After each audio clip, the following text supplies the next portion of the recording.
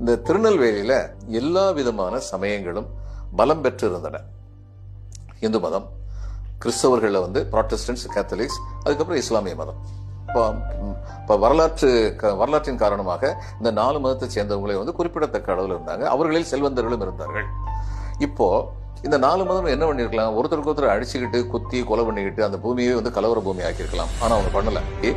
மத இன கலவரங்கள் அப்படிங்கிறது திருநெல்வேலியில் ரொம்ப அதிகமா நடந்ததா வரலாறே கிடையாது. அதையும் தவிர இவங்கெல்லாம் என்ன பண்ணாங்க, ஒவ்வொருத்தரும் கல்வி ஒன்றுதான் அழியா செல்லும் சொல்லி நினைச்சதுனால ஒவ்வொருத்தரும் ஒரு கல்வி சாலையை கொண்டு வந்தாங்க. இஸ்லாமியர்கள் சதகத்துல்லா கல்லூரி துவங்கினாங்க. அதே இதுல முஸ்லிம்கள் சதகத்துல்லா கல்லூரி துவங்கினாங்கன்னா, புராட்டஸ்டன்ட்ஸ் செயின்ட் ஜான்ஸ் அப்படின்னு கல்லூரி துவங்கினாங்க. ரோமன் கேத்தலிக்ஸ் சொல்லி சென்ட் சேவியர்ஸ் இருந்தது. இந்துக்கள் அவங்க ஒரு கல்லூரி துவங்கினாங்க, MDT ஹிந்து காலேஜ் அப்படின்னு சொல்லி அவங்க ஒரு கல்லூரி துவங்கினாங்க. அப்போ மதங்கள் வேற வேற மதங்களை சேர்ந்ததா இருந்தாலும் அவங்களுடைய